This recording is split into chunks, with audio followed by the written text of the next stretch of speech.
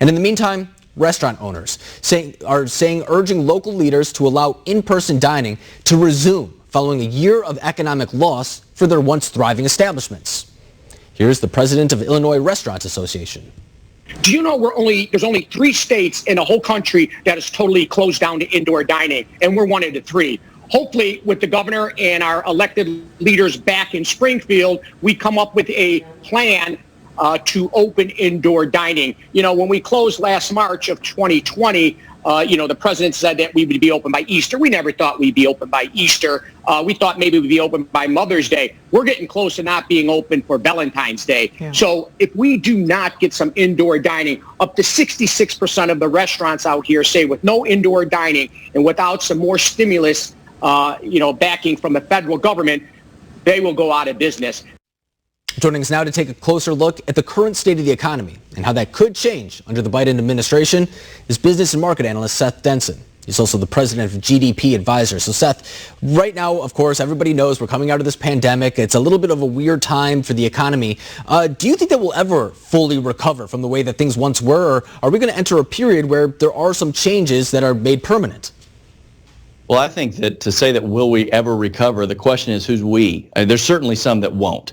I think that most analysts, and myself included, are stating that there are literally thousands of businesses across the country that will never recover. They'll never come back. And so for the individual small business owner, their life will be forever changed. Will our general economy recover? Yeah, I think it will. The question is, how long will it take? And the question secondary to that is what policies are going to be put in place over the next 2 to 4 years that may hinder that growth. And I think that's an important point right there because, for example, Joe Biden on the campaign trail said he would do things such as repeal the tax cuts. He says that it only applies to people that are making $400,000 or over, but I think there's a procedural question as how you could partially undo a tax cut, things of that nature. But there's also talks about him implementing new regulations, new types of committees to oversee climate change, for example, things of that nature. Do you think that the policy that he's put out so far does promote growth, or do you think it's going in the wrong direction? Well, certainly what he campaigned on would take it the wrong direction.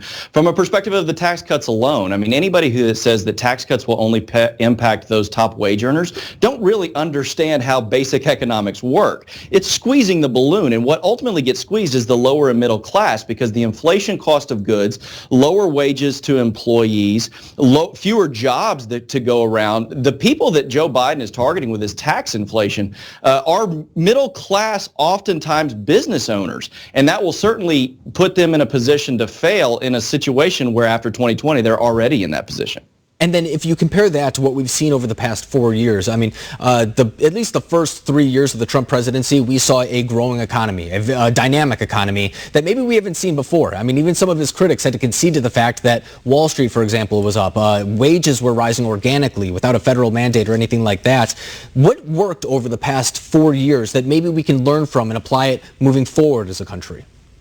Well, listen, lower regulation, less government involvement, lower tax base, lower capital gains tax. And I think that that's something that a lot of people get the wrong narrative on the capital gains side of things, where Joe Biden is proposing to increase that by 10%. Capital gains are taxes paid on investments. We want investment in our economy. And the ones that are going to be impacted the most by capital gains are small business owners. So I think a lower regulatory impacted environment, lower taxes, and lower capital gains tax set the economy in a good state. But I will say this, what Trump didn't do, he didn't focus on deficit spending like I had hoped that he would. This is something that Republicans for a long time have campaigned on, but yet when they get to Washington, they don't deliver on. And, you know, I do want to build on that because you're exactly right. I don't think a Republican administration has ever really kind of leveled out the spending. I mean, I think that the only person in recent memory who did was Bill Clinton. And, of course, he had kind of a lucky type of thing going on with the internet boom, things of that nature. But you're exactly right. Even with the last coronavirus relief package, a lot of people said that Mitch McConnell was against the $2,000 checks, things of that nature, because he was preparing to pivot to a more fiscal hawk under a potential Biden administration at the time. But for those who don't know, why is it important, in your opinion, to really look at the deficit, make sure that our spending isn't too high? Yeah, the key is inflation, right? Eventually the inflation chickens come home to roost, so to speak. And what I mean by that is the valuation of the dollar will go down as the deficit grows. And then interest rates are going to ultimately come back up with inflation. There is one group that will benefit from this, banks. And then we get back into the vicious cycle of what we saw in 2008. But for the common person, your everyday American, the cost of what we buy will go up, and our cost of everyday living will go up eventually. When that time comes, who knows? It likely isn't very far down the road. And of course, I mean, we do have something to go off of when it comes to Joe Biden coming out of the 2008 financial crisis. And a lot of people would say exactly what you're talking about kind of got us into that to begin with. I mean, banks bore a lot of the brunt of that responsibility. But do you fear that that could happen once again?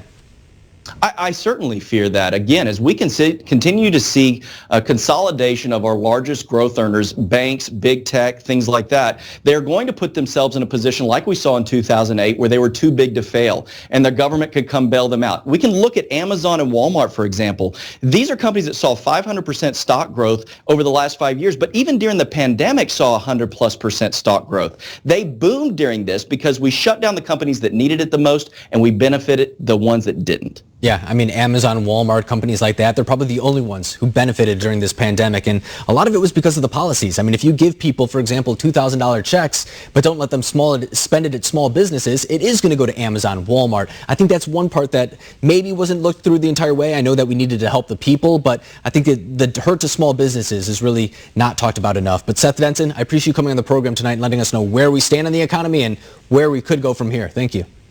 Thanks, Al.